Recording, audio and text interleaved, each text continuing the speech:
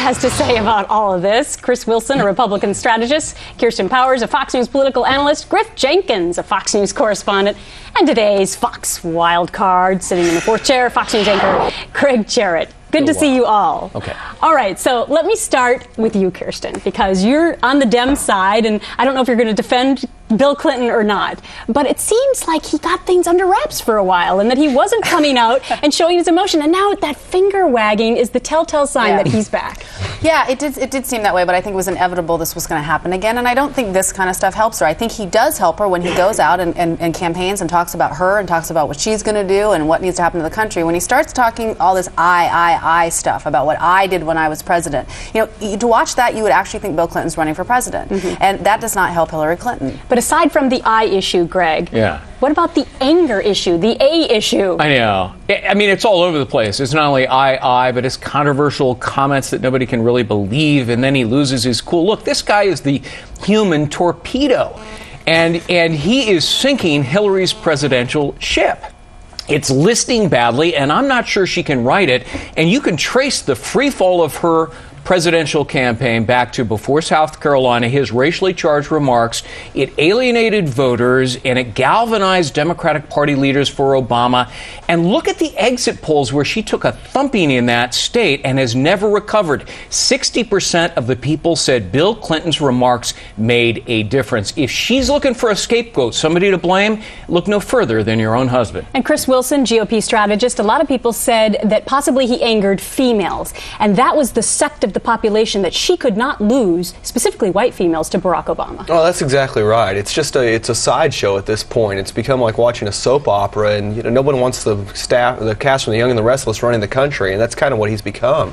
It reminds me of an aging rock star who doesn't realize he no longer looks good in spandex. He just kind of keeps getting out there, going after it again and again, and it just won't stop. And everyone's exactly right. It's killing her campaign. All right, Griff Jenkins, what about the fact that this Holman guy now, who got into a tiff with Clinton, he says that he possibly may have even been hit by the former president? I think it's good. Let me defend Bill here for a second. It's good. I say we are getting so close down here, and jump in here anytime. It's coming down to a photo finish with these delegates, with everything, and she doesn't have the personality that Obama has to generate the media attention, to keep her on the front page. He does. I say put him out there, go to bowling alleys, go to bars, go anywhere. Just keep him out there because the attention is on the Clinton campaign. No, but what he does Without him, she can't. He reminds people of what they didn't like about the Clintons, the controversy, the perpetual scandals, whether they be sex scandals or whatever, impeachment and so forth. And everybody kind of goes, I'll go with the guy who doesn't have the baggage. Kirsten, he doesn't remind people of what they loved about President Clinton? Well, I think that he does remind people of that when he's not acting angry, and he's not, but we so consistently see him getting in arguments with people or talking about himself, and it sort of distracts from Hillary's central message. And I think the other thing you brought up, he talks about controversial things that she doesn't want to talk about. She's not trying to make the Iraq War a central issue, and he brings up, famously, his position on the Iraq War and things like that. It's off message. When he's on message, he's fantastic, and I think he helps her. It's trying to get both of those things together. But can't she stay in the media spotlight without him? She'll be in the media spotlight without him, and I actually don't think she's as dead as everybody says she is. She's gotten better.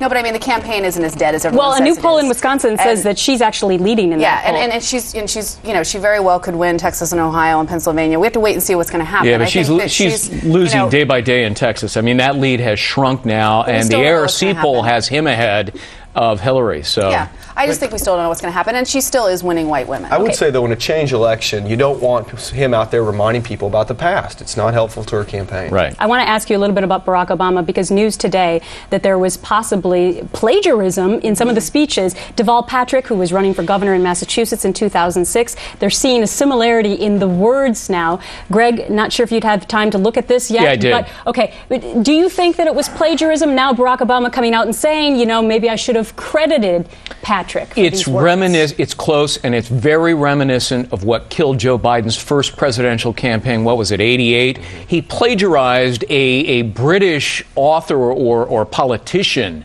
and that was the end of Joe Biden, and he was really kind of a front runner back then, and he went down. Chris Wilson, I want your opinion on this. Well, I agree completely, and it's exactly reminiscent of what happened with Joe Biden, and at that point, Joe Biden became a joke they spent 10 years recovering from, and he did recover from it well, but this is something Obama's got to deal with immediately, and I think step out of it, because if it continues to spiral and become a long-term story, he's in real trouble over this. Apparently they're friends, and apparently they had a discussion, and Patrick said, you can use my words, but we will continue to follow this story, and we're going to stick around with our A-list panel here for some other discussions as well. It's endorsement mania as former President Bush announces his backing of John McCain for president. As more and more Republicans show support for the senator, will the party's conservative base fall into line as well? That is the loaded question we're going to ask next. History will be made. The most powerful name in politics, Fox News Channel. If you've been around the track, you hear these criticisms, and I think they're grossly unfair. He's got a record that everybody can analyze in the Senate, a sound conservative record, and yet he's not above reaching out to the other side. So I hear these criticisms, and Barbara knows I get a little bit annoyed about them, frankly. Former President George Bush defending John McCain, who has faced challenges from conservative Republicans who don't see him as conservative enough. The former president trying to put those fears to rest, reminding the crowd even Ronald Reagan was accused of not being conservative enough. Another issue for John McCain, how to use President Bush, the current president, on the campaign trail. According to the New York Times, McCain's campaign will ask for the president's support as a fundraiser, but little else.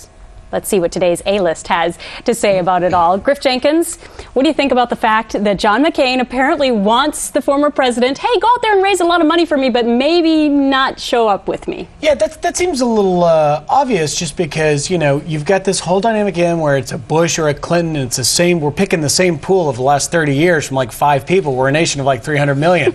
But that said, I did think 41, as he's called, Bush Sr., was an important endorsement just because he's viewed as a pretty respectable elder statesman in the Republican Party. And with that riff with the right, you got to start somewhere. Maybe that's a good start. Chris Wilson, I got to get your take on it. GOP strategist, will this rally the conservative base? Because a lot of people saying Bush 41, well, he wasn't ultimately that conservative either. It's really not important for the conservative base, but it sends a strong message to the Republican money community that it's time to come on board, because at this point, they've really sat it out. They've waited to see who the nominee was going to be.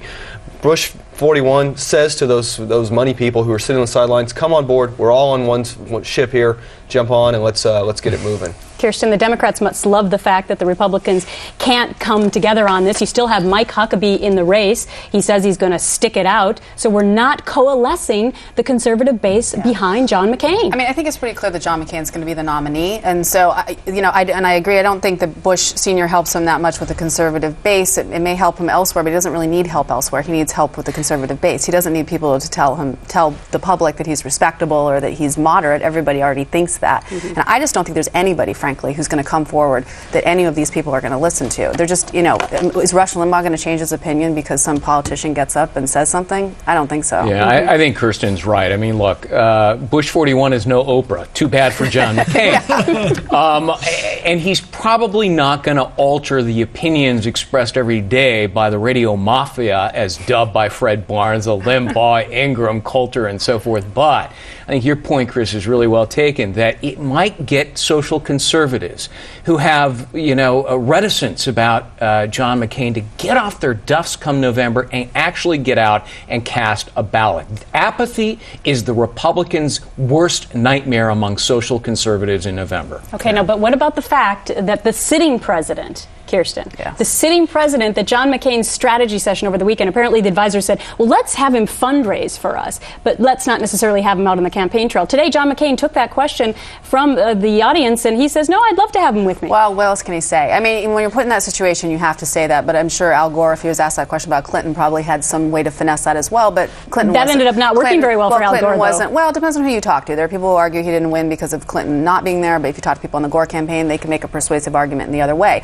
It was a similar situation where they felt like they couldn't be out there with him. Bush, of course, is a very unpopular president. It's a different situation.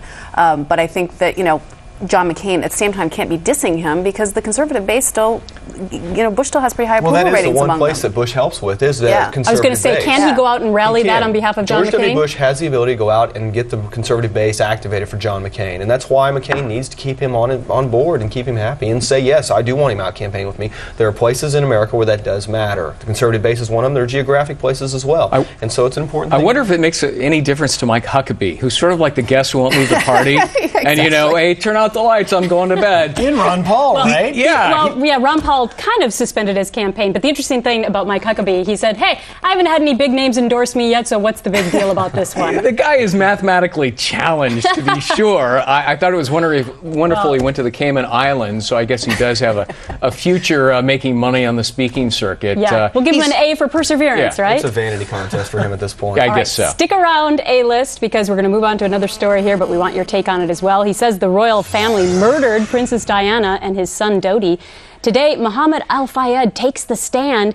Bombshell testimony. We'll tell you what he said next.